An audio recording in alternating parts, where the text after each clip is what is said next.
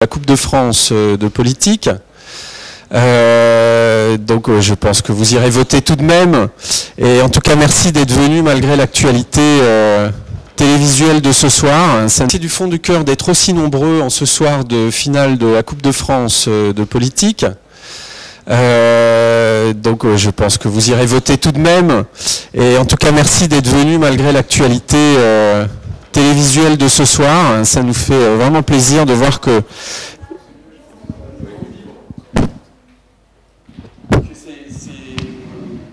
voilà, je ne sais plus ce que je disais. En tout cas, merci d'être venu malgré l'actualité de la soirée. Nous avons le plaisir d'accueillir ce soir Xavier de Heiter, qui est architecte flamand, on peut le dire, ou belge. Belge.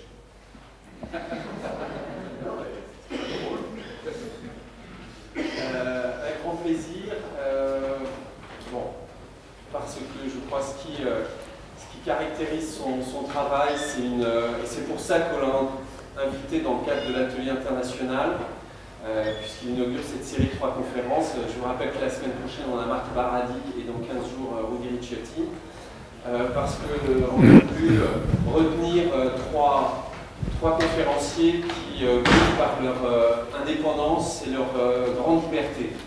Pour moi, ce qui caractérise le travail de Xavier, c'est cette grande liberté qu'il a de créer des articulations urbaines, des formes urbaines, sans être sous influence d'une théorie, d'idées ou de formes référencées, préétablies.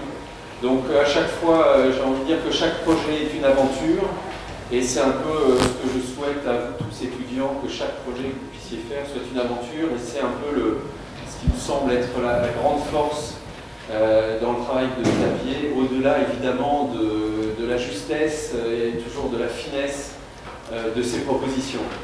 Le fait aussi que ce soit un architecte qui travaille à toutes les échelles, et pour ce qui nous intéresse beaucoup aussi à l'échelle urbaine, mais aussi à la grande échelle du territoire, en se posant vraiment des questions sur le devenir de l'espace, et Dieu sait que l'espace est rare en Belgique, et donc confronté à ces questions cruciales, une approche qui, même dans des projets très urbains, dans des quartiers anciens, va toujours chercher à puiser dans le territoire et dans l'histoire, de quoi rebondir et de quoi provoquer de nouvelles aventures.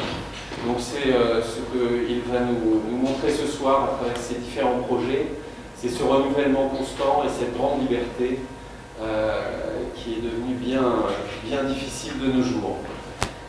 Xavier a fait ses études à l'Institut Saint-Luc à Gand.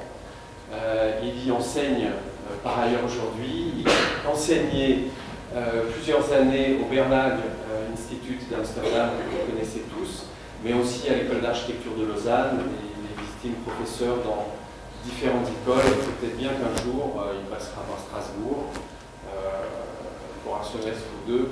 Ce serait pour notre plus grand bonheur. Nous nous sommes connus il y a déjà maintenant bien longtemps. On a fait les 400 coups parce que on faisait partie de ce qu'on appelle aujourd'hui, je crois à tort d'ailleurs, la first decade, la première génération de l'OMA. On a eu la chance, Xavier et moi, on n'était pas nombreux à l'OMA à avoir cette chance de travailler aussi avec Elias Engelis sur des projets qu'on a pu faire à Londres comme à Rotterdam. Donc on est un peu de cette grande famille qui s'élargit de plus en plus, parce que je ne sais pas aujourd'hui à combien ils en sont. Xavier a continué cette collaboration avec Rem Koolhaas assez fréquemment, et encore dernièrement sur le projet que vous connaissez tous, des Halles, à Paris. Donc voilà, en quelques mots, présentation de Xavier, qui a un bureau aujourd'hui à Bruxelles, avec 27 employés, et qui travaille sur de très gros concours et de magnifiques projets qu'il va maintenant nous présenter. Xavier, je te laisse la parole.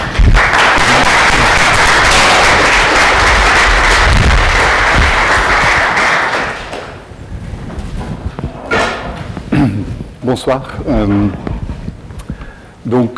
Puisque on n'a pas de grande théorie d'architecture ou d'urbanisme la présentation de ce soir va être un peu kaléidoscopique. Donc, on passera par des projets d'échelle très différentes et aussi la façon de les expliquer sera assez différente. Il y a un nombre de projets que je montre juste très courts et d'autres qui me semblent qui ont besoin de plus d'explications. Un projet que je ne vais pas montrer ce soir et pour lequel je pourrais peut-être une fois revenir, c'est une étude urbanistique qu'on a fait il y a quelques années sur la Flandre trop urbanisée. Un projet qui s'appelle Aftersprawl et qui est composé de plusieurs éléments d'étude. Ça sonne pas bien? Est-ce que vous m'entendez? Oui? Ok. Donc un projet qui, comme je disais, a plusieurs aspects.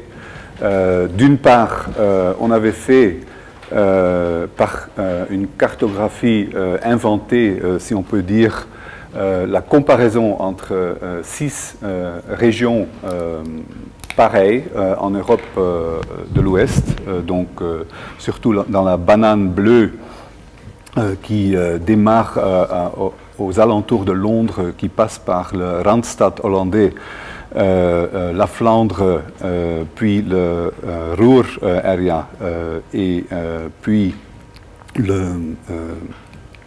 la partie nord de la Suisse et finalement la région de la Pau au nord de l'Italie. Donc on a comparé de façon cartographique et ces régions qui ont tous à peu près la même densité et qui ont tous comme dénominateur commun leur manque de planification.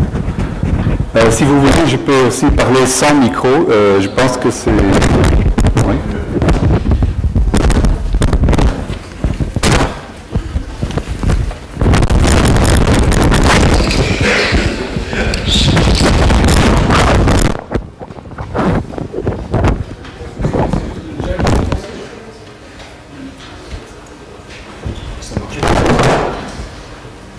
Donc,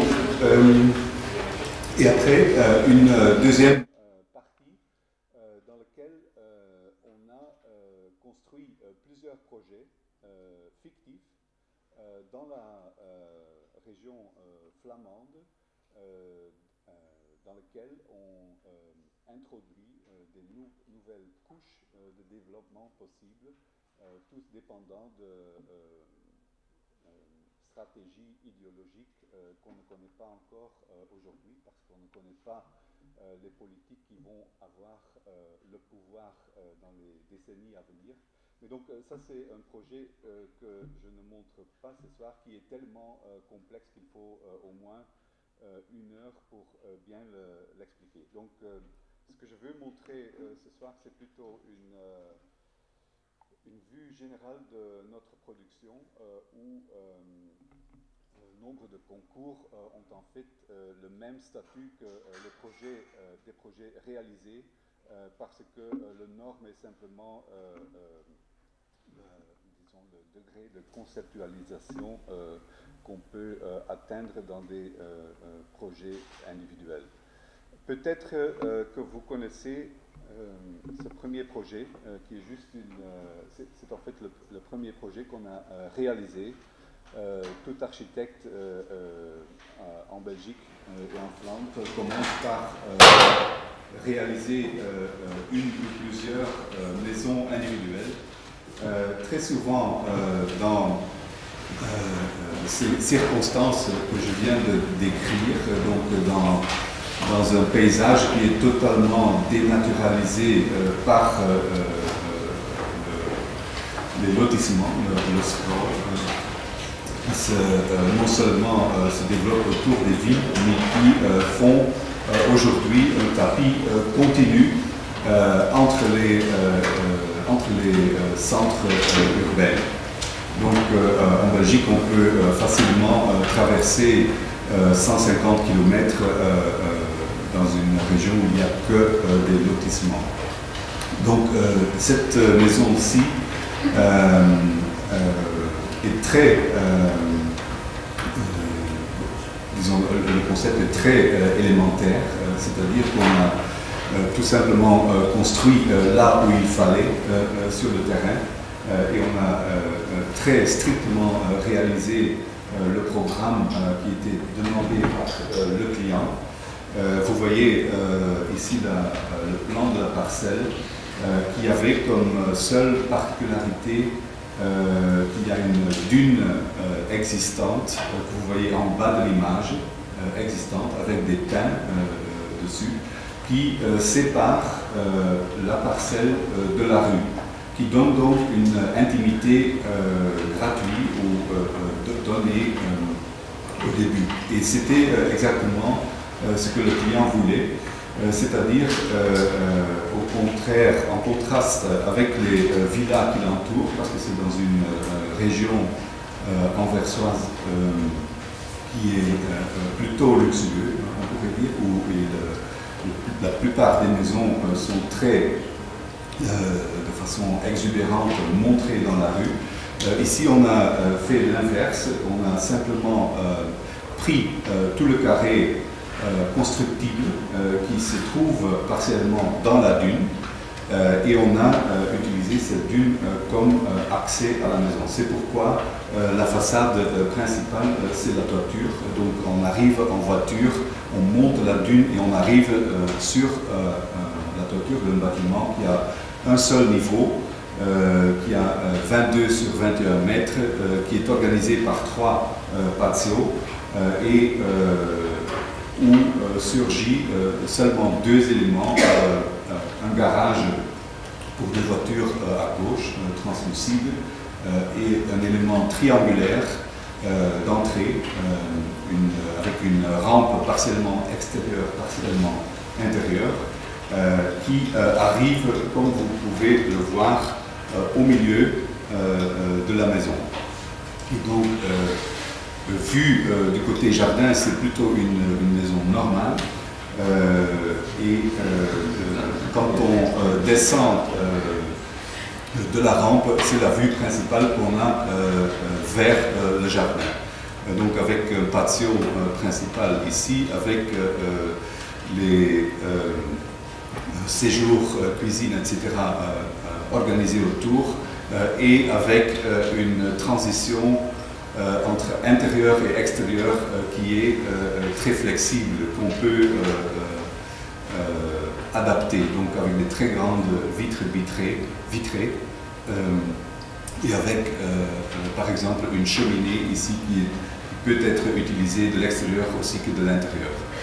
Donc l'évolution du plan, si on peut dire, c'est une structure très hybride qui va d'un mur de soutènement de terre ou de sable complètement fermé vers lentement à travers toutes ces couches vers une paroi totalement en verre avec comme vous l'avez vu, une structure en acier devant. Ça a été construit il y a maintenant 15 ans presque, 13 ans peut-être. Un autre projet que vous pourriez connaître, c'est des petites tours de logement dans la ville de Breda, dans un plan d'urbanisme fait par OMA. Donc le projet s'est organisé au moment où j'étais encore partiellement lié à l'OMA. J'avais fait notamment le concours d'urbanisme pour ce projet. Il y a eu une toute longue histoire dans le sens que il y avait 2 gagnants, c'est-à-dire il y avait les gens responsables, professionnels avaient une préférence pour OMA et la population avec une préférence pour un projet beaucoup plus, comment dire, populaire. Il y a eu une impasse pendant 2 ans et après le plan a repris avec les 2 promoteurs qui étaient dans les gagnants sur la base du plan de OMA. Le plan a été retravaillé et donc OMA m'avait demandé de prendre le contrôle sur le plan d'urbanisme parce que ça s'est fait avec toute une série d'architectes différents, exactement au moment où j'ai quitté le bureau. Donc j'ai profité de la situation, j'ai pris cette responsabilité de contrôle, architecte de contrôle sur l'ensemble et je me suis permis le luxe de prendre un des projets. Donc c'est le projet qui se trouve en bas ici. Comme vous pouvez le voir, le plan d'urbanisme est très simple.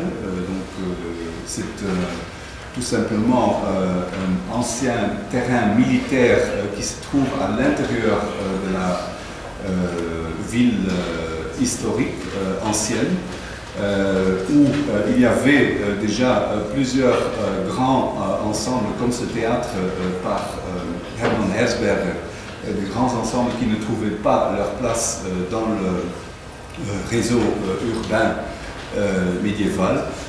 Donc il fallait redonner un vrai lieu à ces bâtiments, mais donc l'ensemble du plan, c'est tout simplement une surface verte sur laquelle il y a des typologies très différentes et des architectures assez différentes d'objets qui font des relations l'un avec l'autre, mais surtout qui créent une série de vues et de transparence depuis l'ancienne ville vers les espaces extérieurs de l'ancienne ville. Et donc, notre projet, c'est tout simplement une série de 5 tours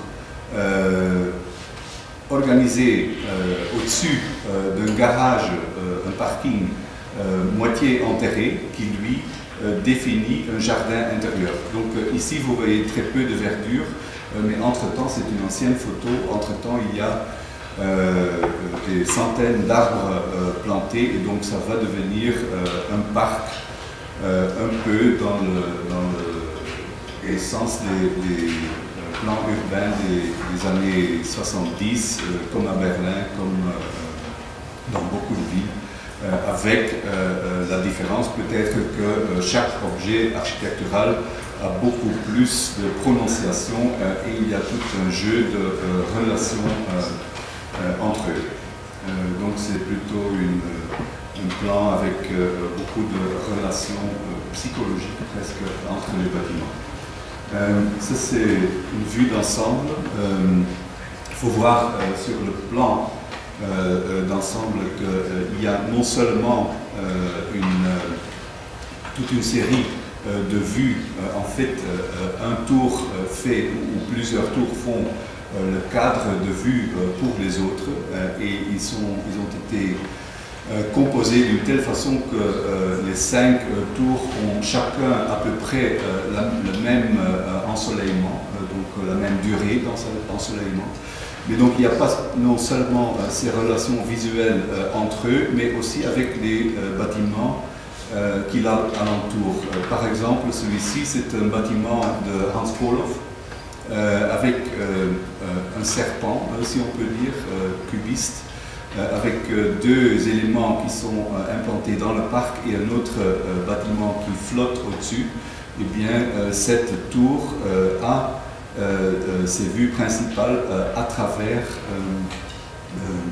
cette vue. Et c'est pourquoi on ne peut pas voir sur cette image, mais en fait, cette façade qu'on ne voit pas bien est divisée en 3 verticalement, c'est-à-dire vers là où il y a la vue en dessous du bâtiment de Koloff, plus fermé au-dessus là où il y a le bâtiment pont et de nouveau complètement ouvert au-dessus. Donc pour vous expliquer toutes les relations, par exemple aussi ici, ce bâtiment construit par OMA est exactement la référence pour l'implantation de cette tour plus grosse que les autres. Il y a une seule entrée pour voiture, on circule tout autour, on a des entrées dans le garage pour chaque bâtiment, mais aussi dans le jardin intérieur. Ça, c'est une vue qui montre le niveau du parc extérieur, le garage moitié enterré, couvert d'un toit en polyester, et donc du coup, le lieu central du projet, ce n'est pas devenu, comme on avait prévu, le jardin intérieur, mais en fait, le parking lui-même, c'est là où les gens se rencontrent parce qu'il est très bien ensoleillé, parce qu'il y a c'est les entrées au bâtiment qui sont le plus fréquemment utilisées. Donc,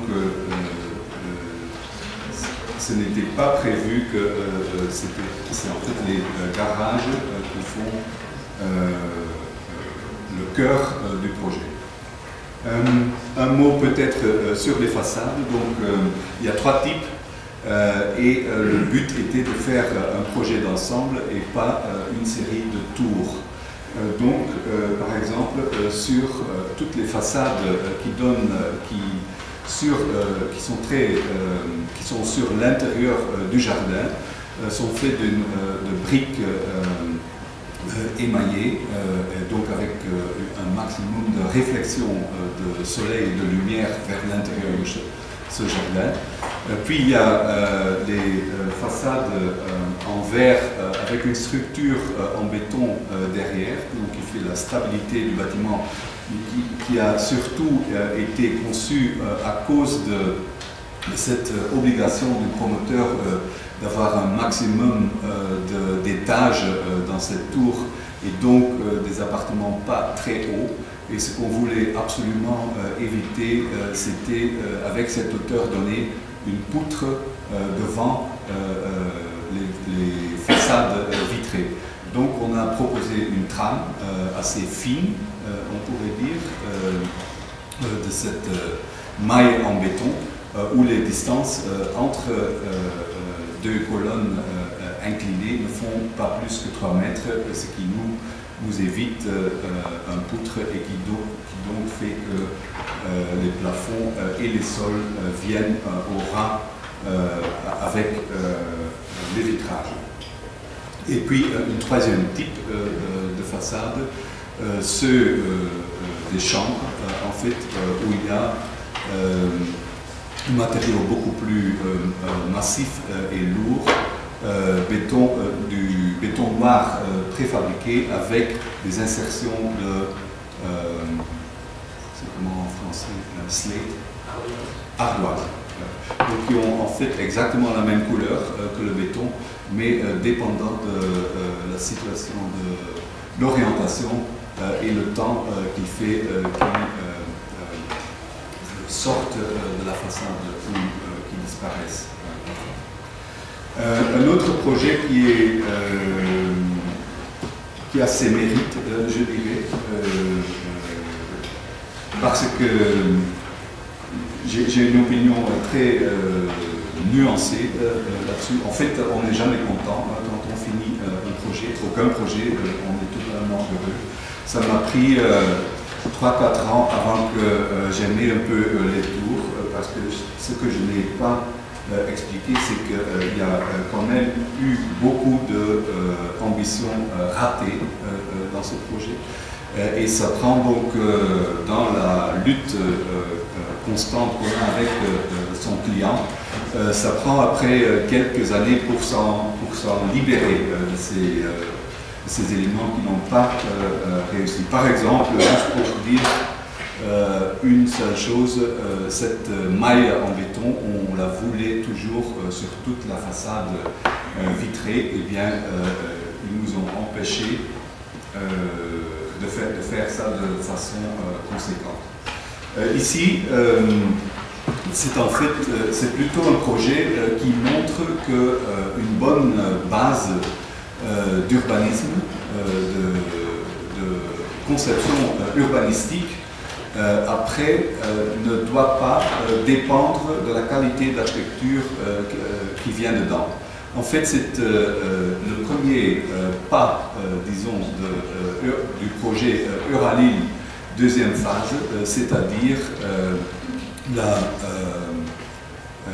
liaison de la grande infrastructure et des grands bâtiments au quartier qui l'entoure. On a fait, c'est un tout petit projet en termes urbanistiques, ça fait 2,3 hectares, mais il y a quand même 70 000 mètres carrés construits dessus. Donc la densité est très haute la base est tout simplement un aspect vert qui existe des deux côtés aujourd'hui, un parc et un cimetière.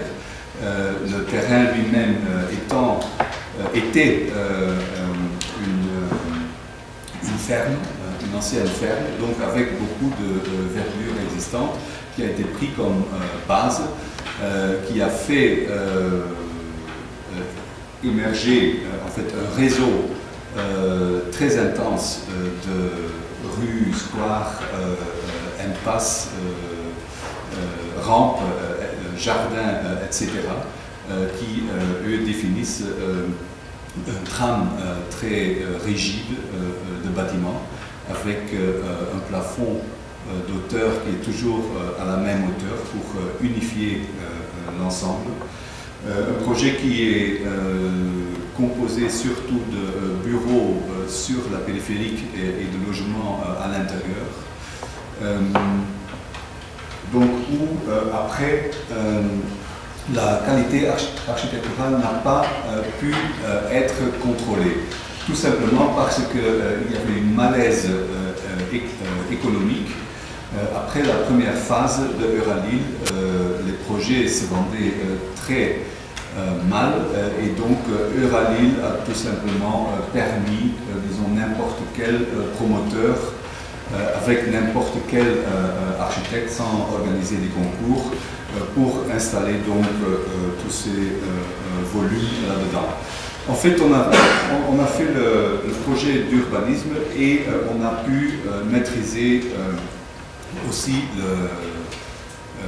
l'aménagement extérieur après. Ça veut dire qu'on venait toujours après la construction des bâtiments et ce n'est qu'avec le dernier bâtiment, donc après 3 ans de construction, qu'on a pu organiser un concours et donc là l'architecture est un peu meilleure. Mais ici, sur cette image, vous voyez que le plan est en fait beaucoup basé sur l'existant. Vous voyez une topographie. Par exemple, cette rue, elle monte et elle descend et elle remonte. Et ça, ce n'est pas une invention en soi, c'était simplement le niveau du terrain. Et puisqu'il fallait conserver un maximum de verdure, il fallait garder la topographie existante.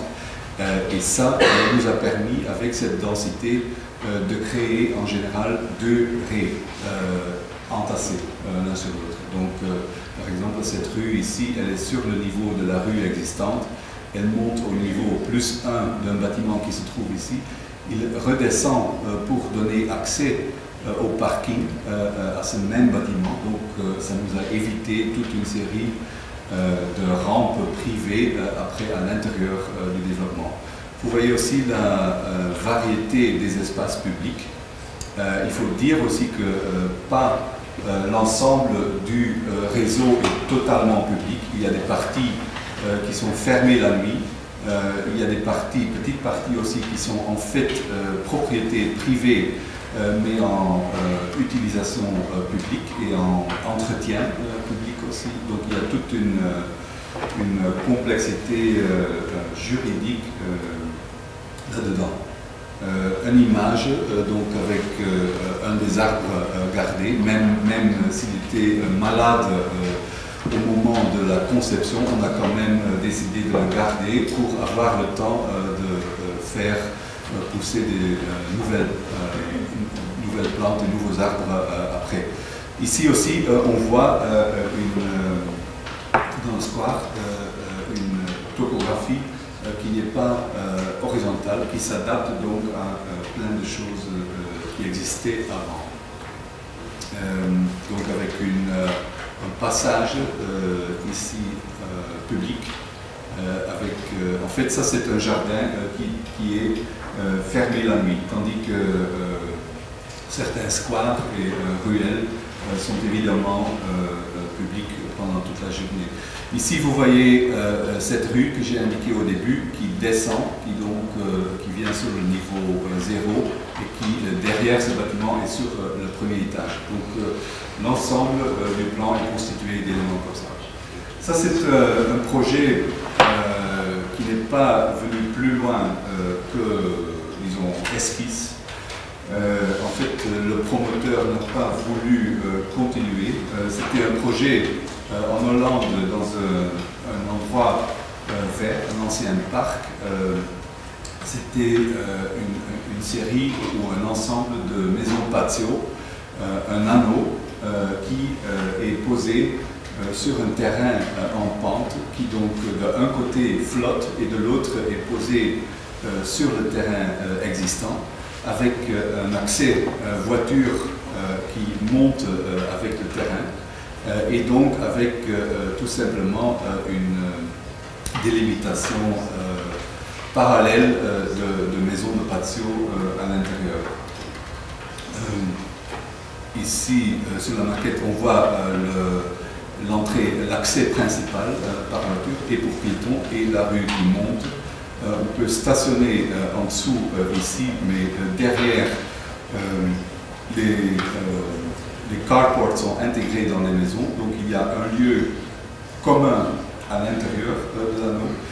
Ici, les maisons patio flottent et il y a des éléments qui descendent en bas. Derrière, les maisons patio sont simplement posées sur le niveau existant de la terre. Et donc, la seule relation avec l'extérieur est faite par des patios, donc comme ici, par des arbres qui sont visibles, qui sont en fait, qui ont leurs racines un étage plus bas. Autre image qui montre en fait la même vue à peu près que la maquette devant. Donc un projet arrêté.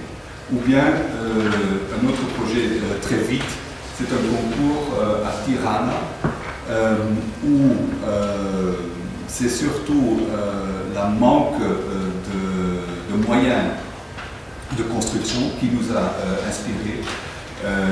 Et aussi la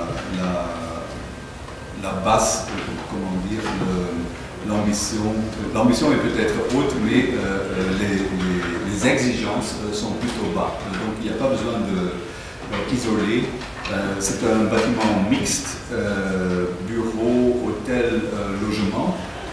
Et la tour est composée par un tram en béton très élémentaire, parce que la construction en Albanie est très élémentaire. Et puis, à l'intérieur de ça, il y a un volume en verre qui est capturé par cette trame et qui, par son mouvement, crée un nombre d'espaces extérieurs, balcons, loggia, etc., selon les besoins, à peu près. C'est un concours qu'on n'a pas gagné. Donc on voit ici la structure dominante avec le volume en verre qui devient visible d'un côté, qui disparaît et qui réapparaît sur l'autre façade. On était deuxième. Un autre concours très bref.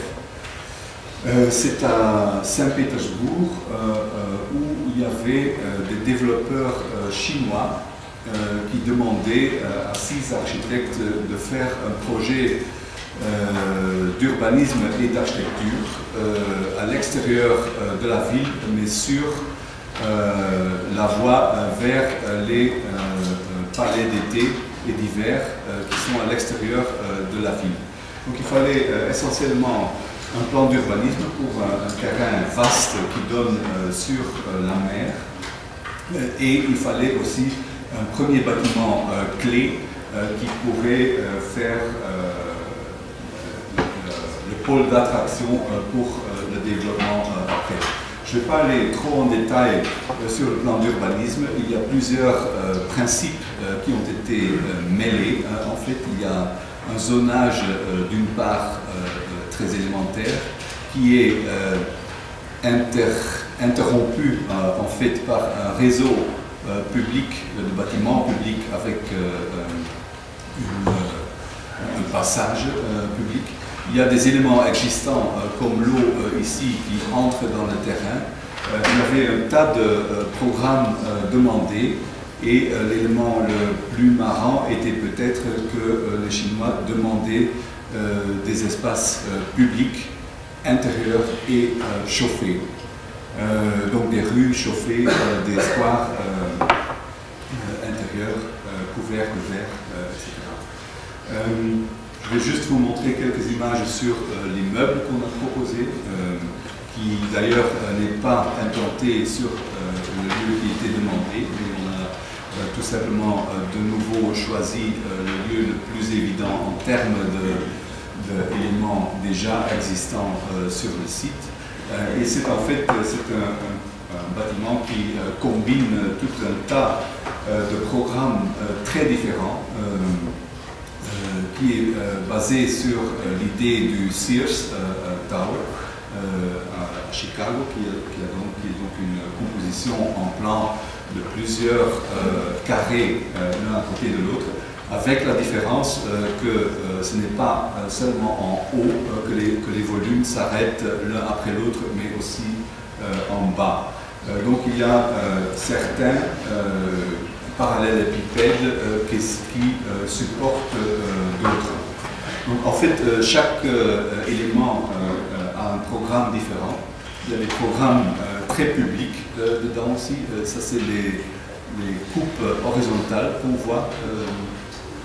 Il y a des logements, il y a des hôtels, il y a des casinos. C'est vraiment une ville complète en soi. Je ne vais pas aller trop en détail et montrer tous les plans, mais quand même quelques images qui montrent la combinaison spatiale possible de ces différents éléments, comme commerce, casino, théâtre, etc. Et donc ça c'est l'intérêt du projet, c'est que puisqu'ils veulent des espaces publics intérieurs et chauffés, ça nous donne l'occasion de vraiment faire des confrontations de programmes plus intenses qu'en général. Une seule autre image de la même tour. Puis je passe. Je vais maintenant montrer quelques projets plus en détail. Ça c'est un concours aussi perdu. C'est Wilhelm Neutlings qui l'a gagné à Anvers pour un musée historique de la ville. C'est plus riche que ça. C'est en fait c'est la combinaison de 3 ou 4 programmes de musées rassemblés dans un seul organisme. C'est, si je me souviens bien, un musée historique, musée folklorique, musée nautique, comment on dit, maritime. Oui, maritime, etc. Donc, avec comme principale qualité que les objets à montrer n'ont pas tellement de valeur en soi, mais en général, il y a des exceptions, mais au contraire, il y a souvent des objets qui sont très nombreux, par exemple des os qui ont été trouvés en sous-sol, ou bien des objets avec une taille très différente. Il y avait entre autres une bombe V1 à montrer dans la collection. Et donc notre projet de concours a été une réflexion surtout sur comment montrer une telle étrange collection d'objets. Parce que le grand problème étant qu'il y avait un directeur de musée qui avait déjà sa vision plus ou moins fixée d'organisation de l'exposition, où il n'utilisait qu'une toute petite fraction de la collection et où cette visite guidée était en fait très marquée par le curator lui-même, donc très idéologique quelque part.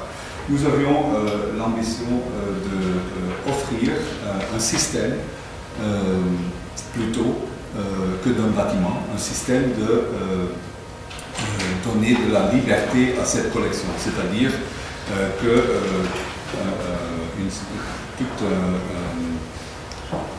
des gens très différents pourraient chacun avoir accès à cette collection de façon très différente. C'était aussi une question urbanistique parce que l'endroit qui se trouve ici est en fait la transition entre la ville médiévale et l'ancien port. Ça c'est en fait le premier dock qui a été creusé à Anvers par Napoléon. Et donc cet ancien port qui se transforme en quartier résidentiel très lentement, et il leur fallait à la ville évidemment un pôle ou un signe et un élément d'attraction, un élément de générateur pour le nouveau quartier. Donc il voulait deux choses, d'une part une tour, une icône, et deuxièmement un espace public, un grand square. Nous avons dit dès le début de faire un square au milieu de l'eau, ça n'allait pas très bien fonctionner, et qu'en fait les meilleurs espaces publics dans ce type de port, c'est en fait les quais. Et donc on a décidé d'utiliser l'ensemble du terrain et de juste laisser les quais autour de la surface d'eau, et donc de faire un outil plutôt qu'un bâtiment qui se compose tout simplement d'une série de bandes pleines et vides, presque comme une série de containers qui sont dispersés dans le port, dans lequel ça c'est deux coupes de principe, une dans une direction longitudinale, donc vue dans une de ces bandes ouvertes où il y a surtout, où l'on montre des choses, et dans l'autre sens où il y a l'alternance entre ouvert et fermé, fermé dans lequel on stocke les éléments. Donc avec une transition de très grande échelle, avec des espaces de 8 mètres d'auteur, vers des espaces très très bas, où ce n'est que des archives seulement accessibles pour des individus spécialisés. Évidemment, dans ce tram, il y a des percements, comme ici, qui permettent des salles d'exposition plus grandes que les couloirs en fait, qu'on a ici. Et cet ensemble est maximalement ouvert vers la ville. Donc on peut presque visiter le musée depuis la rue ou depuis les quais qui l'entourent. En plus, il y a une connexion pour piétons, donc la transition entre ancienne et nouvelle ville, qui de toute façon ne se fait pas ici par voiture, les voitures passent par ailleurs, mais transition pour piétons, c'est simplement une rampe ici qui montre vers un square d'échelle beaucoup plus restreinte que les envisagés, et donc surélevé, qui continue dans un escalier ici pour traverser le pont après. Il y a aussi une exposition extérieure qui est directement liée à ce square. Il y a donc dans cette trame toute une richesse de possibilités, comme entre autres l'eau qui entre à l'intérieur du système pour le musée maritime. Ça c'est tout simplement la synthèse des possibilités de la trame avec en haut la répartition du programme. Je ne vais pas aller trop en détail. Donc le programme d'exposition et d'archives, puis les grands espaces coupés dedans et la complexité que ça donne après, etc. Avec une organisation en échelle de gauche à droite, grand vers petit, et dans l'autre sens, dans une ordonnance, disons, historique dans le temps, tout simplement. En bas, ici, toutes les possibilités de visite de cette trame. Donc, par exemple, quelqu'un, un doctorandus qui vient pendant des mois ou des années, surtout sur le même endroit, qui va seulement sur un seul endroit pour étudier des choses, ou bien un japonais qui a exactement une journée pour visiter la Belgique et qui a donc pas plus que 10 minutes pour voir le musée. Ou bien l'autre extrême, quelqu'un qui passe toute une journée dans le musée. Voilà. Donc, comme je l'ai dit, plutôt un système et une trame qu'un bâtiment. Et ça, c'est le plan qui en résulte en rez-de-chaussée, qui après est intensifié, si on peut dire, par un plan de sous-sol qui lui est comprend tous les éléments de musée qui ne font pas exposition ou archives, donc comme restaurant, auditorium, etc. Et c'est ce plan qui se trouve en dessous qui fait des connexions aussi trois-dimensionnelles entre les différents coups bas. Une vue depuis le côté grands objets, donc avec une vitrine sur l'eau. Et finalement, 4 façades, donc de verres différents. On voit à peine le bâtiment, disons, le contexte existant autour est assez agressif, si on peut dire. Des anciens storage buildings, des maisons, des nouveaux ou plus récents immeubles de bureaux, et donc notre bâtiment qui presque disparaît là-dedans, avec souvent des façades en verre miroité qui donc montrent plutôt l'existant que le nouveau, des vitrines claires en verre, des accès depuis l'extérieur entre les bars, et une dernière vue depuis la nuit, vue depuis l'ancienne ville, avec la rampe publique qui monte entre deux éléments fermés.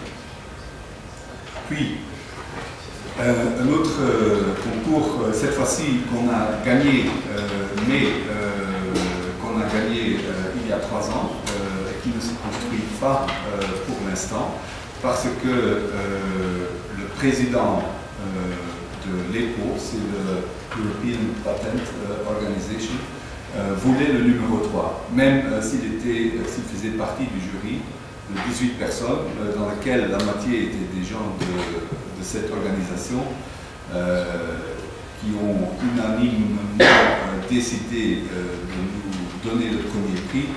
Ils ont quand même après décidé de donner la commande au numéro 3, un architecte danois. Mais on travaille dessus et cette président a disparu. Entre-temps, je pense qu'il y a de nouvelles chances avec le nouveau président. C'est un bâtiment d'extension de bureaux où il y a donc que des ingénieurs qui vérifie les patents en Europe. C'est à chaque fois des gens scientifiques ou ingénieurs qui ont en même temps une éducation juridique, donc des gens qui doivent pouvoir se concentrer. Donc un programme qui est composé pour 90% de bureaux individuels.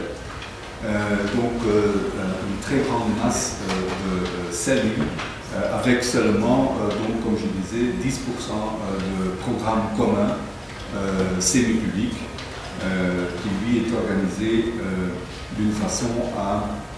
Et je pense que c'est la raison pourquoi on a en fait gagné le concours. Ça, c'est le site, ça longe une autoroute, c'est à La Haye, Rijswijk, un quartier extérieur de La Haye, où il y a un vaste développement de bâtiments industriels et de bureaux sans aucune forme de vie urbaine, donc de 9 à 5 heures, avec à peine un café ou un restaurant à manger, sauf à l'intérieur des firmes qui sont installées. Et donc l'ambition a été, avec le peu de programmes publics et avec quand même la très grande masse de programmes à ajouter, de créer un début de nœud de vie urbain dans ce contexte.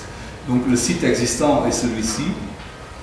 Il y a déjà plusieurs bâtiments de bureaux, chacun avec des petites cellules, et la demande était de remplacer ce bâtiment qui date des années 70, qui n'est plus du tout adapté aux exigences d'aujourd'hui, avec par exemple des hauteurs de 2,80 m entre les brutes, donc sans possibilité d'installer des techniques de air conditioning, etc. Donc ce bâtiment était à remplacer, et ce bâtiment ici est un garage qui a été construit dans les années 90, donc tout récent. Et la demande était en fait donnée par ces deux images. Il y avait le choix d'installer ce nouveau programme ou bien ici, avec au-dessus du parking existant, donc ce qui veut dire parking à détruire d'abord, avec l'avantage que ce bâtiment pouvait fonctionner pendant le temps de construction, ou bien de le faire de l'autre côté, et donc avec la conséquence que le déménagement pendant 2 ans des ingénieurs qui se trouvent ici prendrait presque un quart du budget disponible. C'est pourquoi, partiellement, qu'on a décidé de compacter le programme sur cet endroit-là, en face de nouveaux bâtiments très récents qui rassemblent, donc un grand lobby, disons, qui rassemble tous les bâtiments existants, en faisant une place ici avec tout le programme de bureaux devant.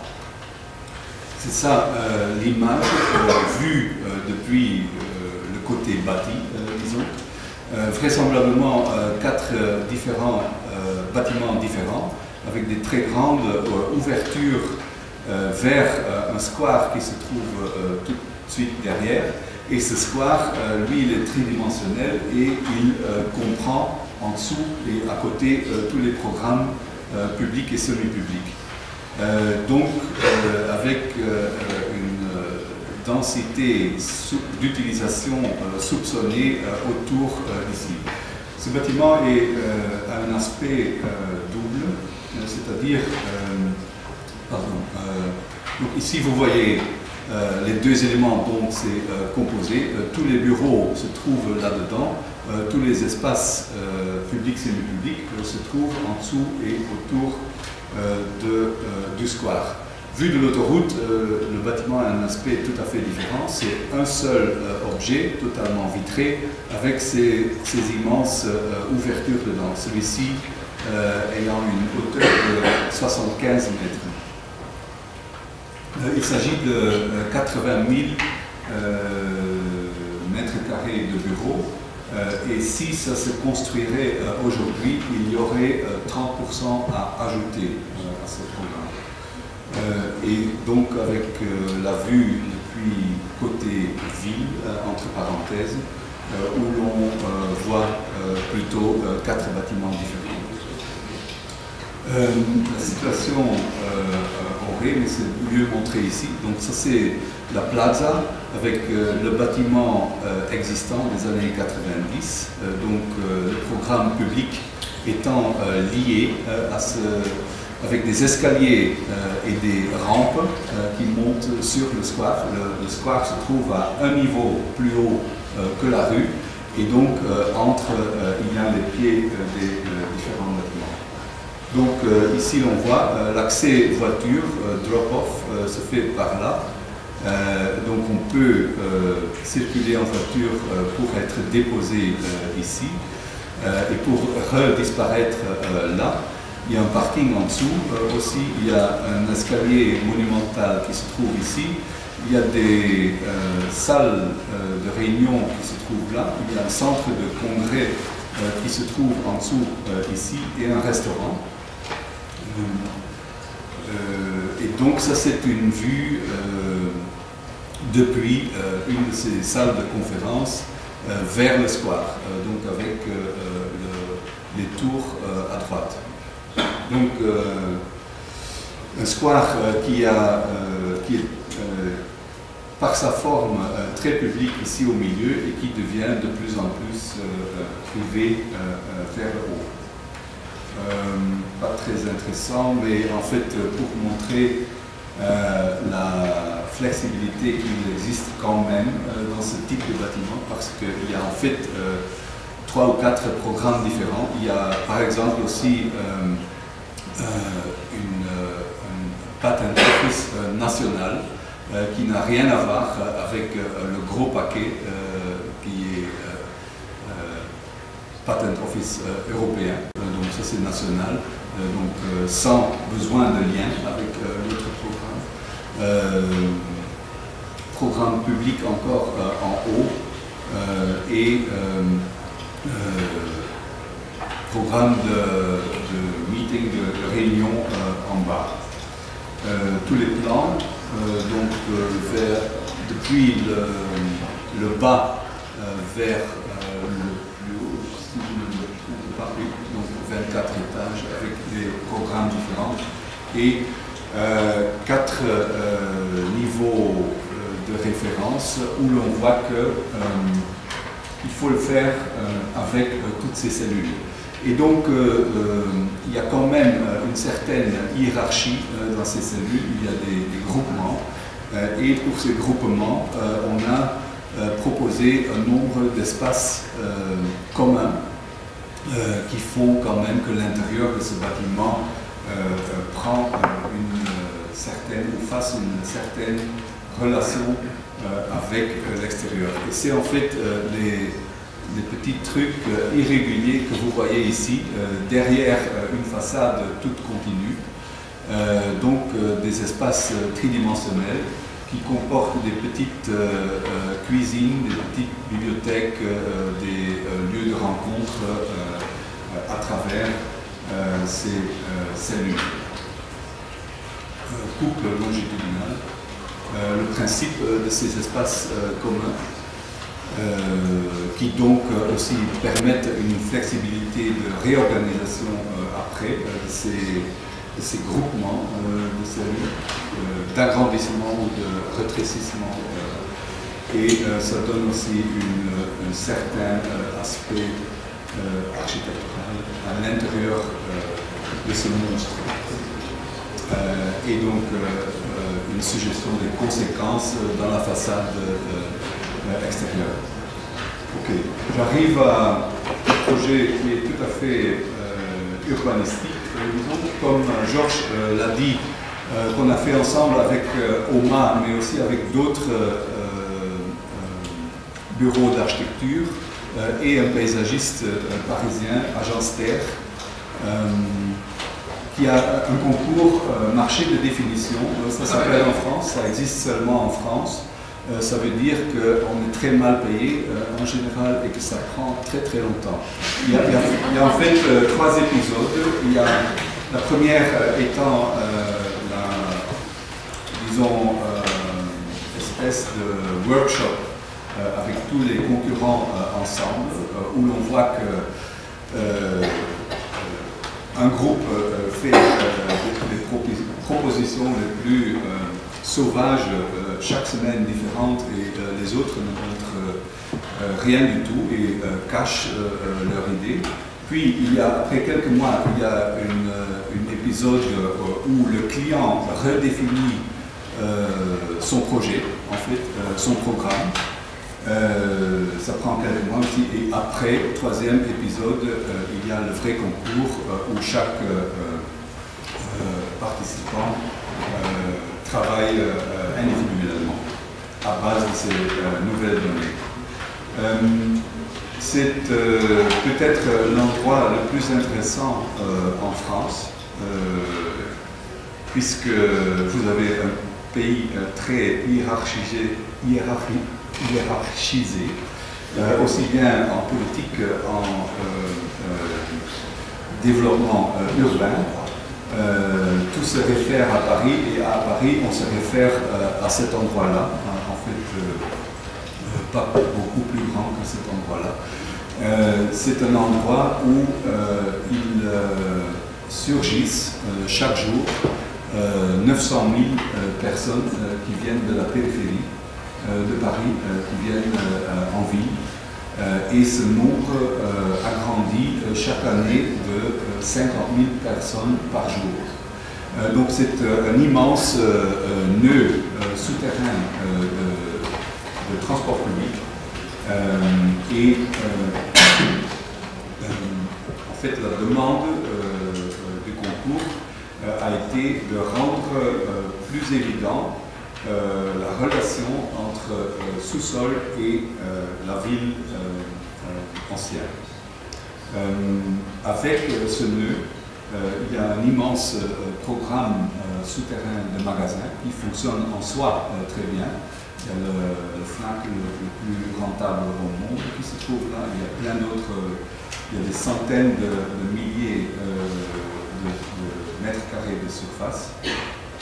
Mais il n'y a pas seulement ça, il y a évidemment aussi une histoire très chargée de ce lieu. Donc celui-ci étant une image qui date d'avant ça c'est un schéma qui montre simplement le coût raté des Halles quand on le voit dans le contexte de tous les grands projets qu'il y a eu à Paris. C'est-à-dire un nœud avec un énorme potentiel mais qui n'a jamais été exploité et qui est plutôt un chancre dans la ville plutôt que d'y ajouter le potentiel possible.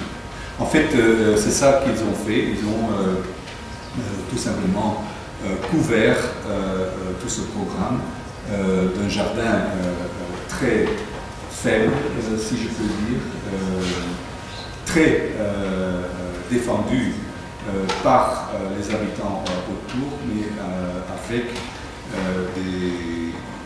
vraiment très peu de qualité intrinsique et surtout avec le niement,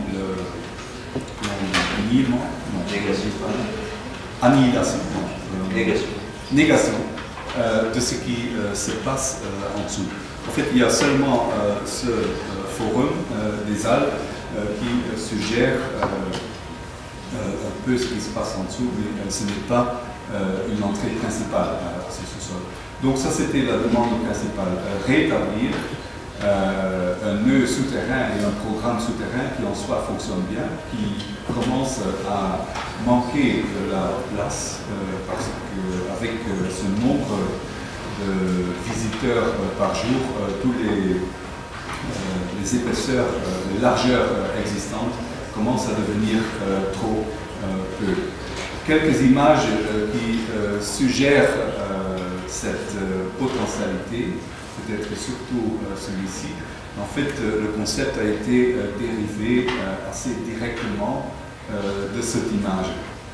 De façon schématique, on peut dire en bas, ça c'est la situation existante, 5 niveaux souterrains avec programmes différents que vous pouvez lire ici, centre commercial surtout, quelques équipements publics, un nouveau centre de la mode et l'espace transport public avec une couche de jardin au-dessus.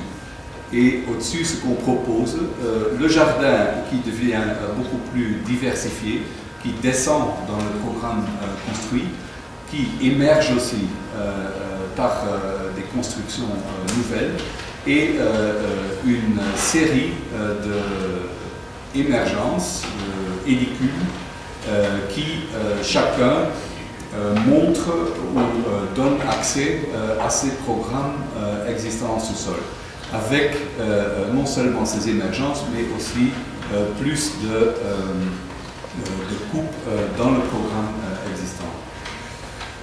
Donc, ce qui donne ce schéma-là et qui donne une image plutôt complexe l'espace public tel qu'ici.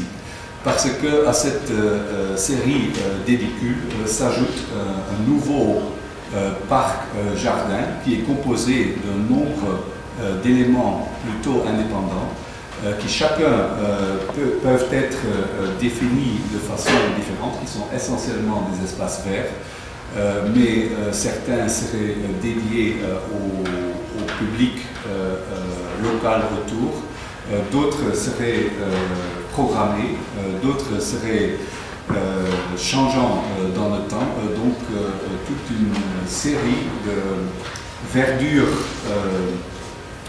contemporaines, si on peut dire, qui font ensemble un jardin. Au-dessus, il y a une couche de nouveau indépendante d'arbres nouveaux qui traversent le site, qui ont essentiellement peut avoir directement avec les autres couches.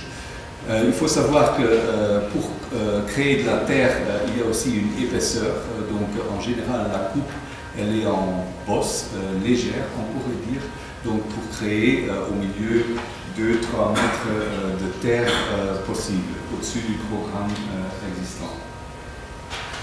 Ce schéma montre la multiplication des entrées, des accès au programme souterrain, aussi bien au commerce qu'au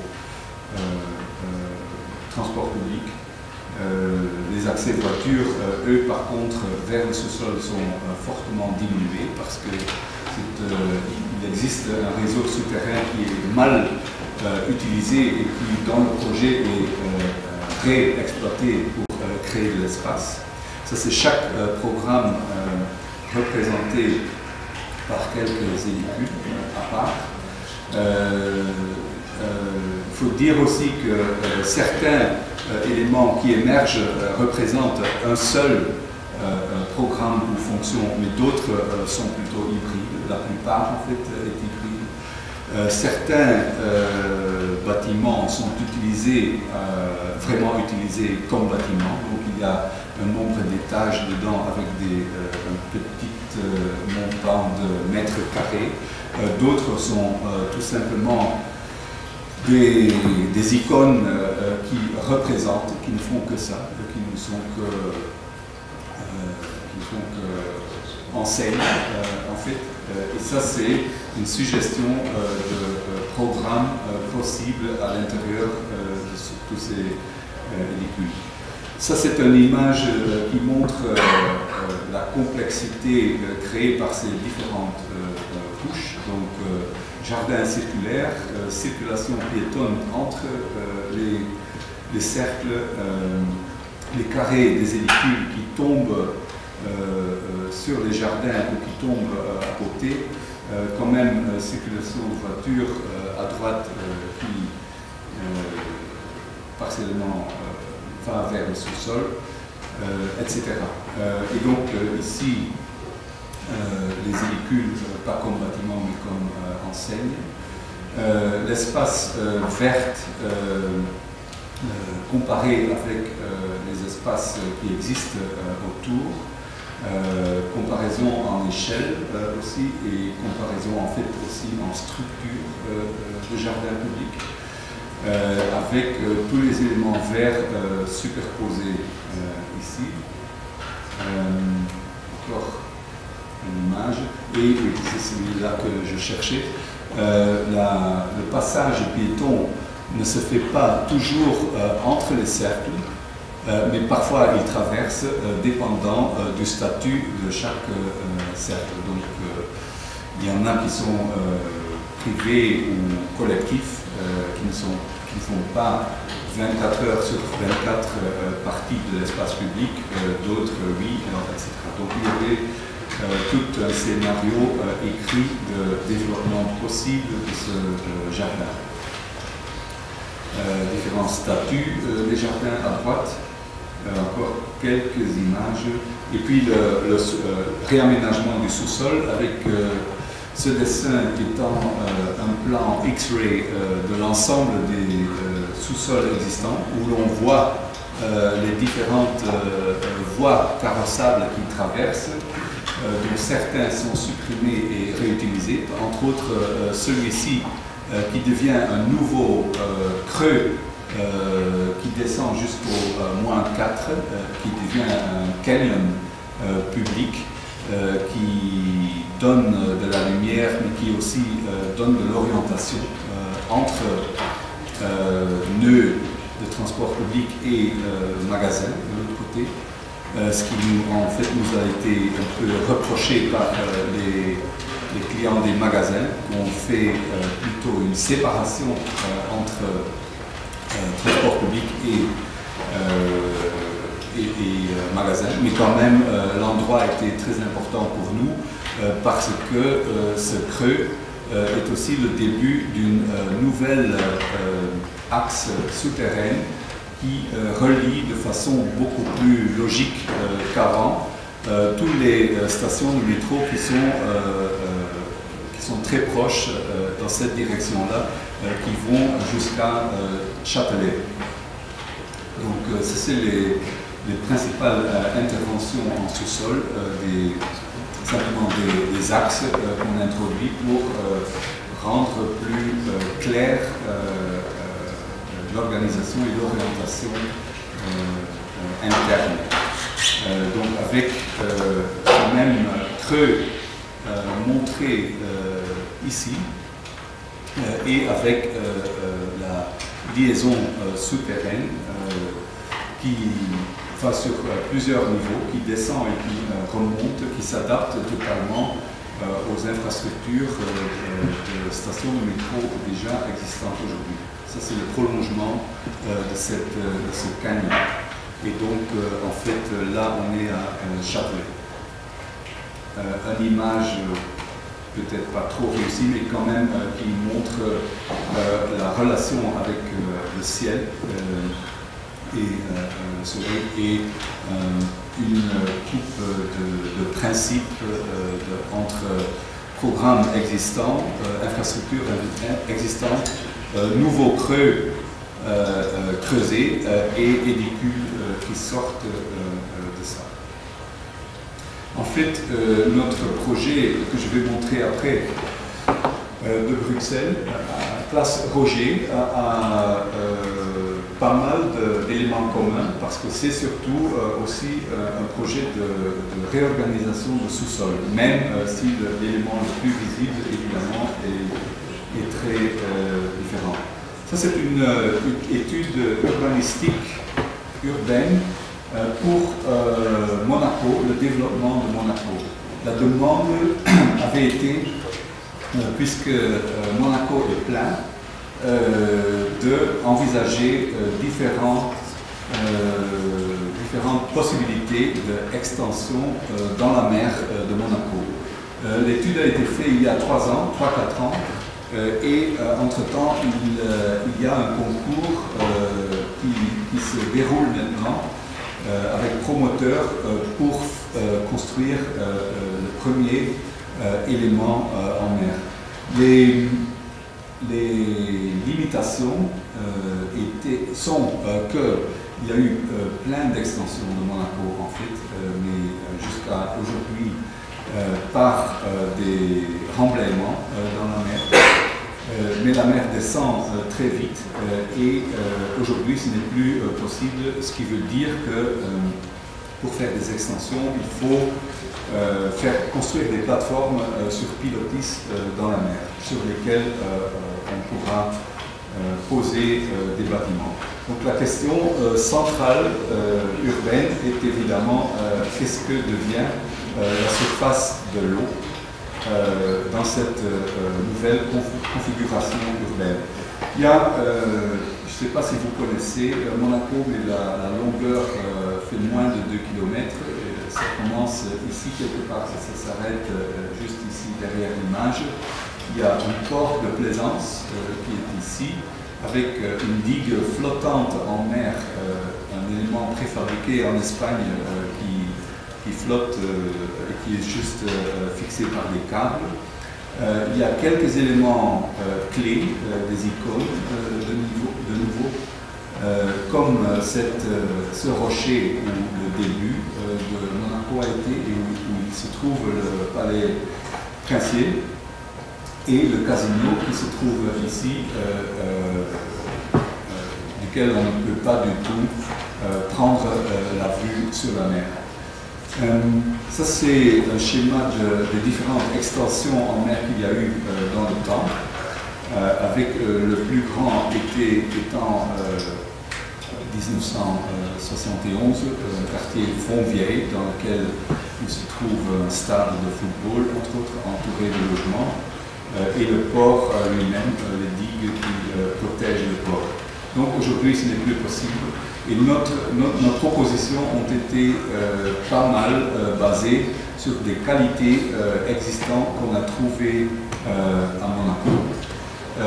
Les qualités d'architecture sont très faibles en général, en tout cas l'architecture récente, mais les qualités d'urbanisme sont en fait beaucoup plus intéressants simplement par la manque de terrain, par la pente existante et par la densité existante aujourd'hui. Donc il y a par exemple pas du tout un problème ici avec ces confrontations d'échelle plus ou moins choquantes qui ne seraient pas possibles ailleurs en France ou dans beaucoup d'autres pays.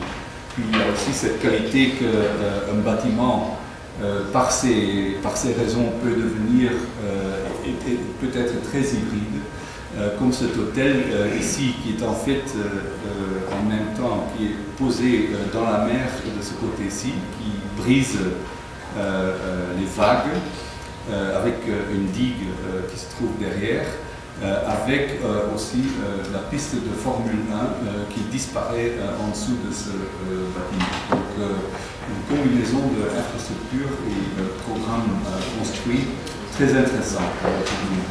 Je montre aussi ce schéma qu'on a fait qui est en fait un schéma, un deuxième plan de rue, c'est-à-dire c'est un complément des rues existantes.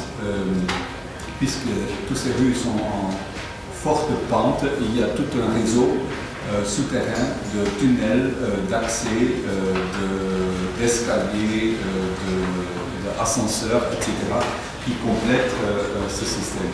Et donc là, je reviens aux icônes qu'il faut respecter, l'un étant le rocher et l'autre étant la machine d'argent, au moins pour pendant 50 ans, le casino qui a fait Monaco ce que c'est aujourd'hui. Ça c'est le schéma qui montre la demande. En bleu, il y a les eaux territoriales qui sont en biais.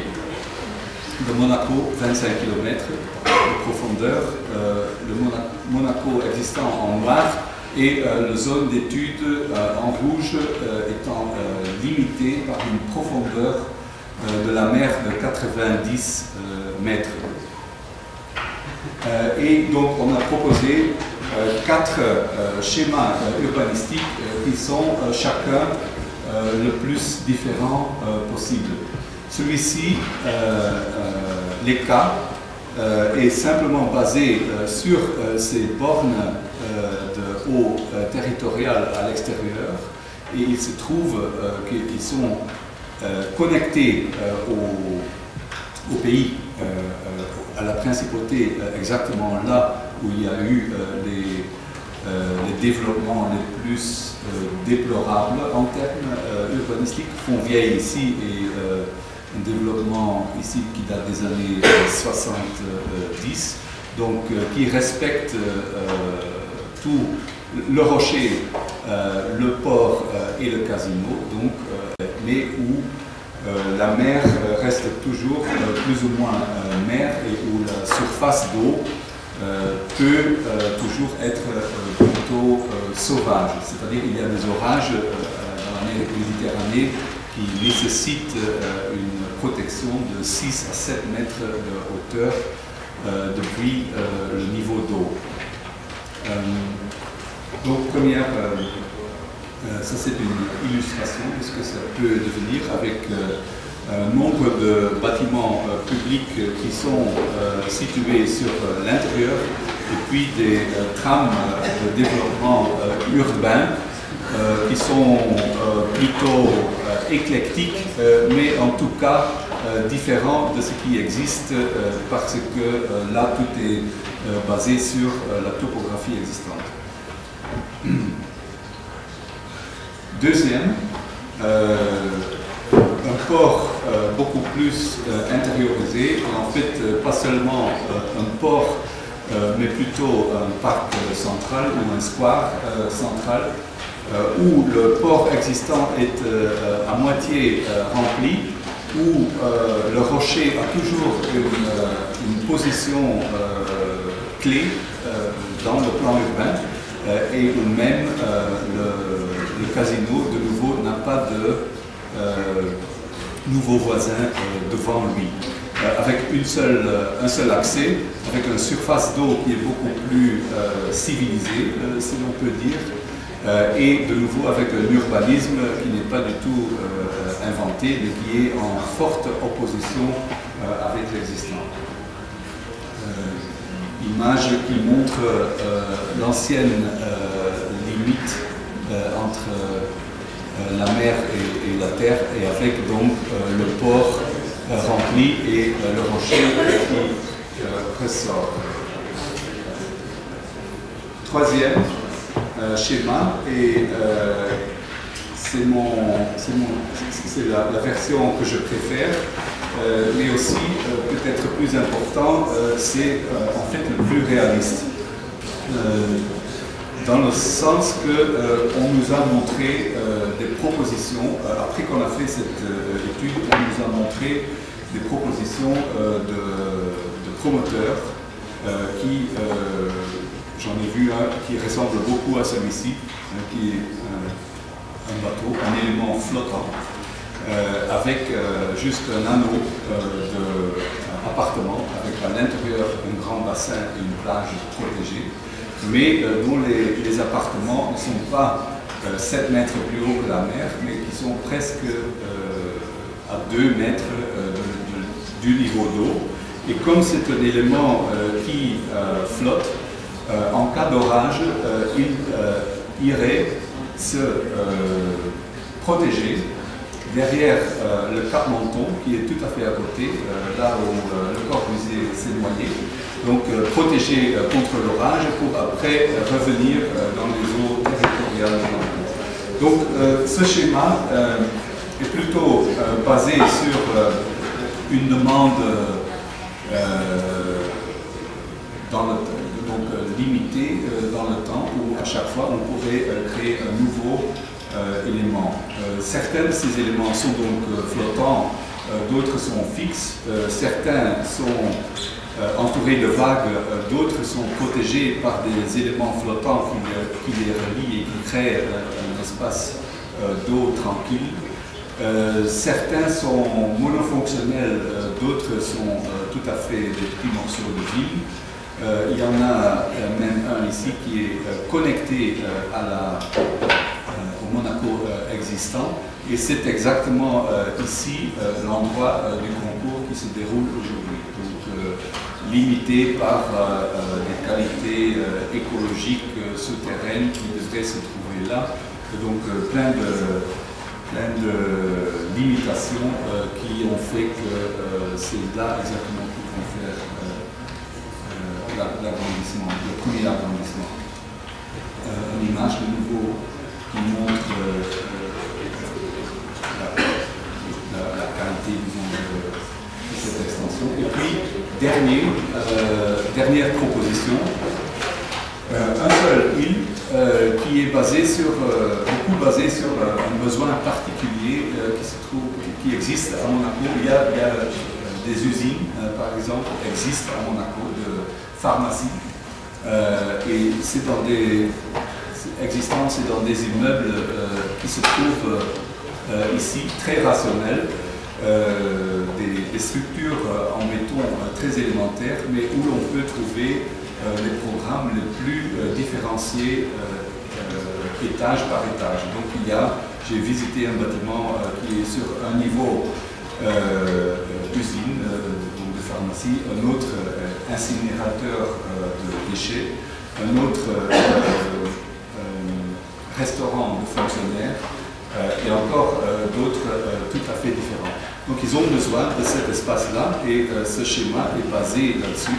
Ils ont aussi besoin d'infrastructures plus banales comme parking, etc. Et donc l'île qu'on propose ici, côté Monaco, a un aspect rocher artificiel qui est verduré, dans lequel se trouvent tous ces programmes, qui a donc, avec le vrai développement urbain, caché depuis Monaco devant. Donc, ce qui fait que dans l'ensemble, on dirait que c'est le Cap Menton qui a été copié, mais vu depuis la France, on verrait plus haut. Donc ici, c'est la France, on voit le vrai développement. Voilà. Thunderbirds. Pardon? C'est des Thunderbirds.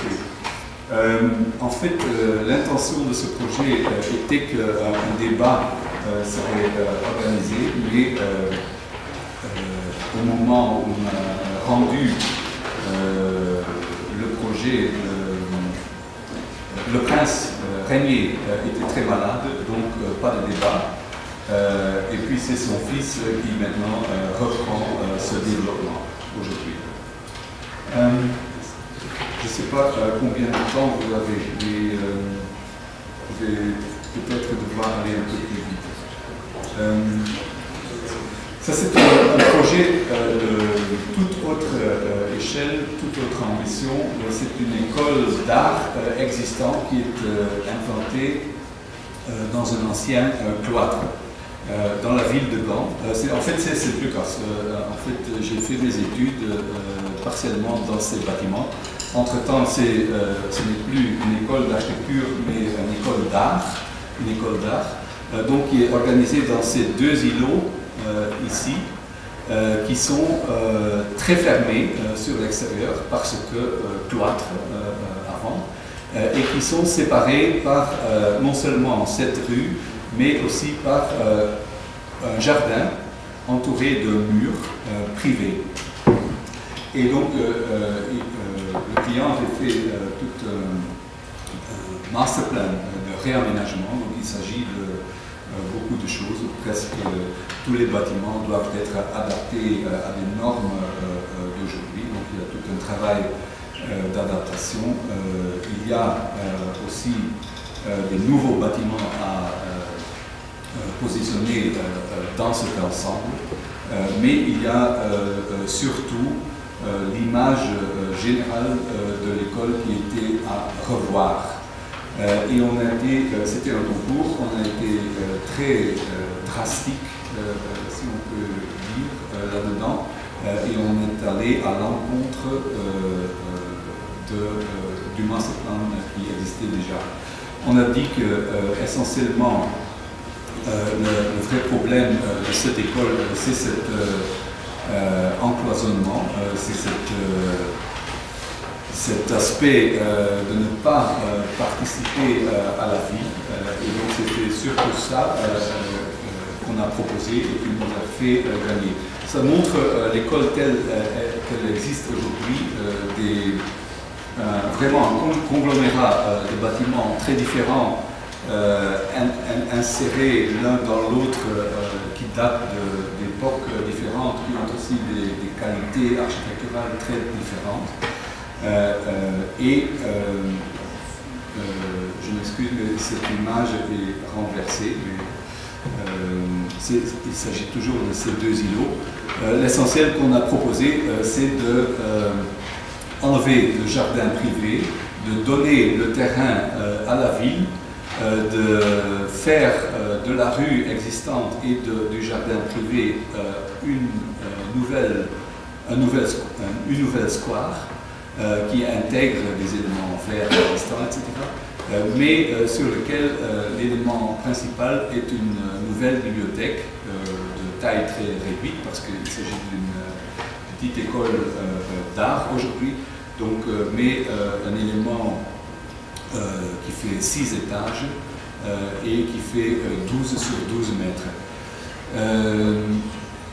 Et donc ça a été surtout radical pour le client, parce que ça veut dire qu'il a donné son terrain à la ville, qu'il enlève son propre jardin et que l'espace devient totalement public. Il n'y a pas seulement des raisons pour faire ce square vu de l'intérieur de l'école, il y a aussi des bons arguments dans le réseau de centre-ville existant. Donc à gauche sur l'image on voit l'endroit et on voit que dans ce réseau organique les seules 2 rues droites dans le réseau se croisent exactement sur ce lieu. Donc, et on voit aussi que le vrai centre a plein d'espaces blancs publics, tandis que la partie gauche ici est en fait un peu déprivée d'espace public, sauf excepté les rues existantes. Il y a très peu de squares, le seul square qu'on peut trouver se trouve là. Donc des raisons extérieures pour créer cette square. Ça c'est le dessin du square, donc un matériau qui va vraiment à travers les rues existantes jusqu'aux lignes de construction existantes pour rendre l'espace le plus grand possible avec une intégration de quelques éléments existants aujourd'hui, par exemple ces arbres qui se trouvent sur un niveau beaucoup plus élevé que la place. Donc le jardin privé était en fait 1,20 m plus haut que les rues autour. Donc on fait une bosse de terre avec laquelle on peut garder des arbres. Et la bibliothèque se trouve ici. Autre image. Donc il n'y aura pas de circulation de voitures sur le square, sauf sur la rue existante ici. Ça c'est la situation existante aujourd'hui avec le mur qui entoure le jardin intérieur et ce qu'on propose, donc square avec la bibliothèque sur l'angle. Bibliothèque qui est bâtiment qui est légèrement plus haut que le reste, qui lui sera totalement vitré avec des qualités de verre très différentes, parfois transparentes, mais en général translucides pour protéger les arbres, les livres qui se trouvent sur les murs extérieurs de ce volume. Mais en fait, cette édicule, on ne va le construire que dans 2 ans. Et ce qu'on est en train de construire aujourd'hui, c'est un tout autre bâtiment à l'intérieur de cet ensemble, qui qui est un bâtiment d'atelier. J'y viens tout de suite. Quelques images de base pour la bibliothèque avec les livres qui se trouvent sur l'extérieur. L'aspect de la façade, donc parfois visible, l'intérieur est visible là où il n'y a pas de livres essentiellement, parce qu'il y a en fait aussi au premier étage, il y aura un cafétéria de l'école qui donc fait que sur la place le bâtiment sera accessible assez tard le soir, en tout cas plus tard que l'école elle-même. Mais donc je viens à ce bâtiment qu'on est en train de construire, situation existante à gauche. En fait le square ici sur ce plan se trouve au-dessus du dessin, ça c'est la rue qui sépare les deux îlots. Et un des nouveaux bâtiments qu'on fait se trouve ici. Donc il y a aujourd'hui, où il y avait une série de bâtiments échelle maison plutôt, tous faisant partie de l'ancien cloître, qui donne sur un jardin intérieur qui lui a une collection d'anciennes pierres. Donc ça c'est le bâtiment qu'on propose. Le plan de toiture montre en fait 3 volumes superposés de façon vraisemblablement aléatoire, mais en fait ils sont extrêmement superposés de façon extrêmement précise. L'ambition ou le but étant de donner aux 3 ateliers superposés à chacun des lumières zénithales adaptées, si on peut dire. Je reviens. Et en même temps de redéfinir la situation urbaine, disons, avec les 2 éléments les plus bas qui longent la rue et celui du haut qui rend le jardin intérieur orthogonal de nouveau. Et par ce mouvement, on profite, on a par exemple qu'une fois que les vitres qui se trouvent entre les niveaux de base et penchent vers l'extérieur, et c'est là exactement qu'il y a un atelier de verre où ils ont besoin de panneaux de verre pour travailler dessus. Donc tous les autres vitres qu'on voit ici sont essentiellement à donner de la lumière zénithale Et donc il y a 3 ateliers, un avec mezzanine, 2 avec mezzanine et un 3e qui comporte un seul niveau. La conception est très basique, disons, dans la coupe longitudinale. Essentiellement 2 nœuds d'escalier et d'ascenseur, et c'est des murs fermés qui font poutre de 30 mètres, qui donc créent des espaces sans colonne. Et dans l'autre couple, la situation, comme je disais, est plus complexe. Il y a aussi, dans le jardin existant, il y a un petit édicule protégé avec lequel il faut travailler, disons. Et donc, ce bâtiment va se pencher de façon dangereuse au-dessus du bâtiment existant. Ça, c'est quelques images collage en fait, qui montrent les différents niveaux d'atelier. Le premier avec une mezzanine transversale, avec une vue vers la rue quand même, mais essentiellement avec des murs fermés sur lesquels on utilise pour pendre des œuvres, pour travailler dessus en fait. Et les petits nuages qu'on voit ici, je vais y revenir, ça c'est des éléments qui nous ont en fait été imposés par la ville quand le projet était déjà tout à fait établi. À un moment donné, la ville trouvait que ces longues parois en béton complètement fermées sur la rue n'étaient pas une bonne chose pour la rue. Et donc avec la composition qui existait déjà, on n'avait pas vraiment la possibilité de créer des fenêtres dans ce mur. Donc ce qu'on a fait, c'est des castes, des éléments de résine qui ont été coulés, qui ont été après insérés dans le coffrage du béton. Ils font donc des transparences, mais c'est des résines de 40 cm d'épaisseur et avec des longueurs de 2 mètres jusqu'à 2 mètres et demi. Autre atelier, donc celui dont je parlais, sur le premier étage avec mezzanine longitudinale et avec les vitres qui penchent vers l'extérieur, sur lesquelles on travaille, et le niveau le plus haut, atelier de textile avec juste éclairage zénital et pas de fenêtre du tout. Façade sur la rue, et donc avec rapport différencié vers les bâtiments existants. Il y a des connexions aussi. De l'autre côté, c'est une autre propriété, mais donc il y a des terrasses, par exemple, il y a des travers, des vues traverses vers le jardin intérieur, et encore les nuages ici.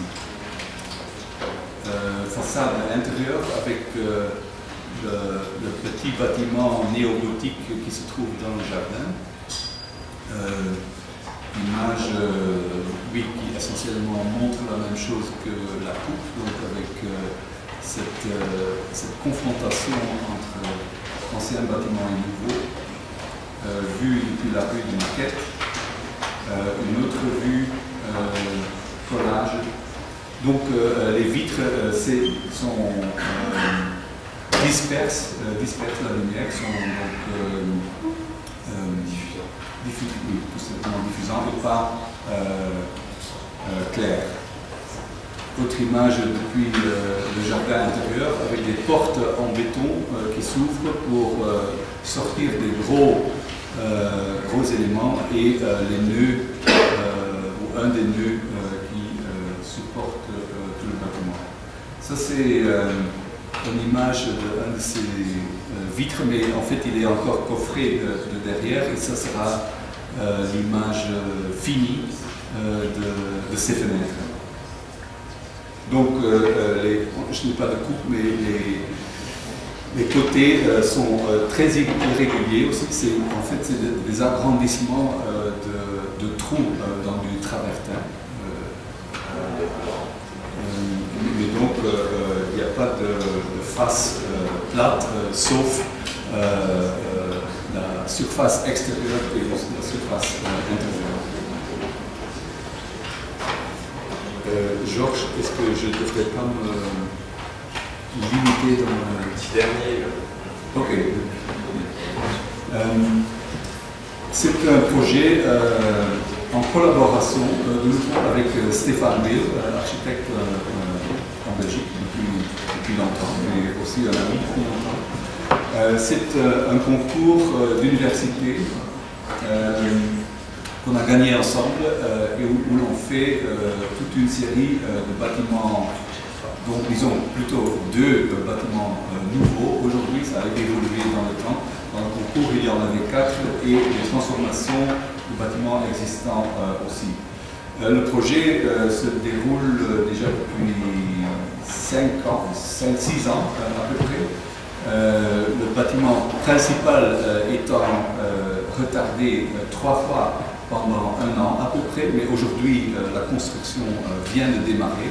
Celui-ci fait à peu près 20 000 m² et c'est un bâtiment qui n'est pas dédié à une faculté spécifique, mais c'est plutôt un bâtiment général pour l'université avec entre autres 2 grands auditoires, l'un à côté de l'autre, qui peuvent être réunis par un mur guillotine qui monte sur le toit, un mur de 35 mètres de longueur et 8 mètres de hauteur, donc qui peut diviser cet espace de 1000 places assises en 600 et 400.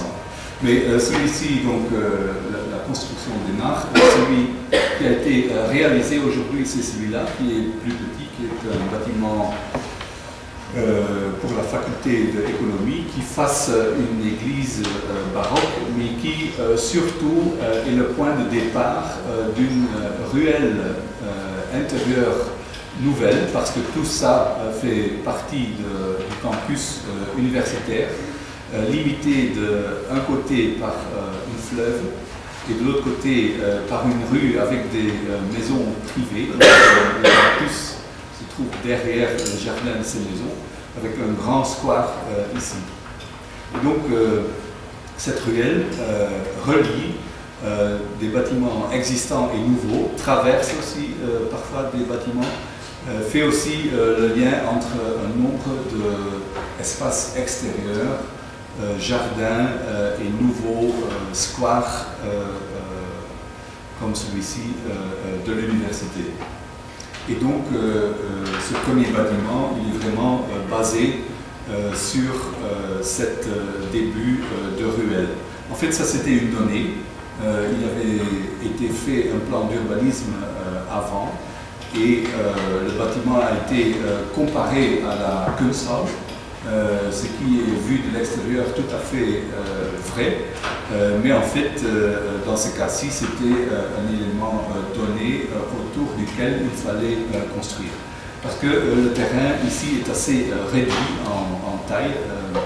Il y a un bâtiment existant qui se trouve ici, et les programmes donnés, c'est-à-dire un auditorium avec un grand lobby et une bibliothèque et puis d'autres programmes plus petits, en fait s'intégraient mal sur cette surface très réduite. Et c'est pour ça qu'on a toutes ces lignes de ce côté-là. Donc c'est en fait un bâtiment qui est devenu un entassement de niveaux qui grandissent de plus en plus. En plus, la topographie est très irrégulière, en pente vers la fleuve, avec des murs existants de soutènement de terre, donc une situation tout à fait complexe qui a résulté dans un bâtiment qui est lui plutôt complexe aussi, mais qui surtout n'a pas d'angle droit. Ça c'est la base, coupe de base, la rue publique devant, qui longe l'église et le campus qui commence ici, avec la ruelle qui départ en rampe, qui descend vers un niveau existant de parking existant, avec en dessous une liaison intérieure entre anciens bâtiments et nouveaux bâtiments. Et donc, voilà, le bâtiment s'organise autour. Ça, c'est une vue depuis ce parking existant avec le début de la rue qui sort ici. Et les programmes qui deviennent de plus en plus grands. La bibliothèque se trouve au-dessus l'auditorium, qui lui est entouré d'espaces de circulation. Et en dessous, il se trouve un grand lobby, espace semi-public. Et dans le sous-sol, finalement, il y a des archives et des postes de travail. Autre image, depuis cette topographie très dramatique, avec le mur de soutènement existant, rétabli partiellement, avec ici le bâtiment, le parking existant en économie, avec toute une structure qui plonge au sud. Vu depuis la rue, donc vu depuis le côté public, avec la ruelle qui traverse ici, avec le plafond au-dessus duquel se trouve l'auditorium, et donc avec une vue directe sur le lobby, et avec aussi sur le premier étage une liaison avec des bâtiments existants ici à gauche, avec accès en plus vers un jardin privé. Vue de l'ensemble du lobby, avec depuis la ruelle intérieure, une pente qui descend et un grand escalier qui monte vers l'auditorium.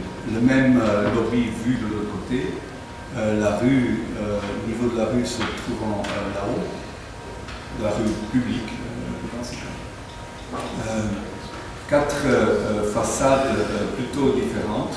Donc cette façade est, qui est structurelle évidemment, est composée d'une série de lames en béton avec complètement vitrage derrière, sauf sur les lieux où les forces de porte-à-faux deviennent tellement que ça devient plein, avec des espaces extérieurs derrière aussi, ici et là, donc avec pas mal de transitions entre intérieur et extérieur.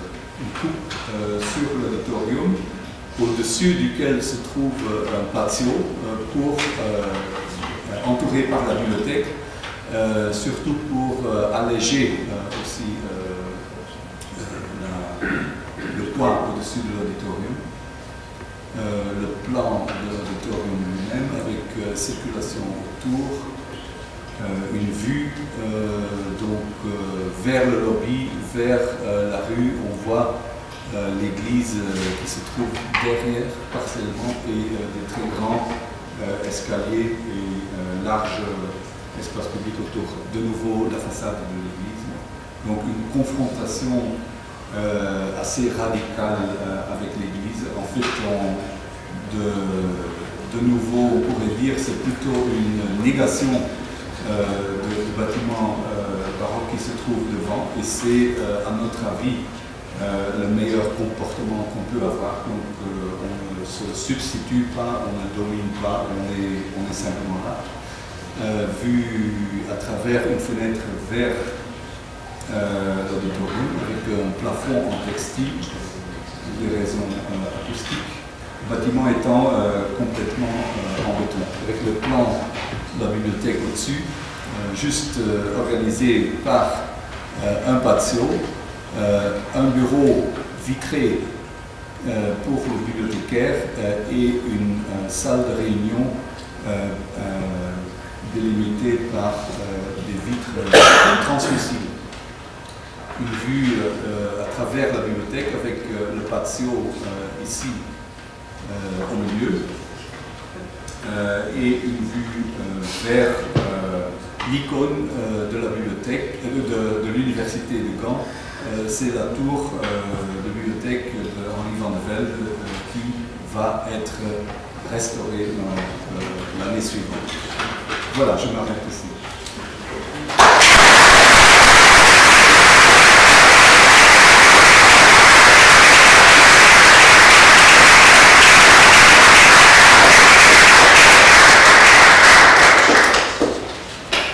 Il nous reste à te remercier d'être venu à Strasbourg avec tous ces grands projets partout à gauche et à droite. Je te remercie de ta générosité et de tes projets le montrent. J'ai été très très content de retrouver le Xavier que je connais depuis toujours, dans la subtilité aussi des collages, des matériaux, des mises en œuvre. Mais pareil, tout ce qui est de ramener de l'urbain à la grande échelle.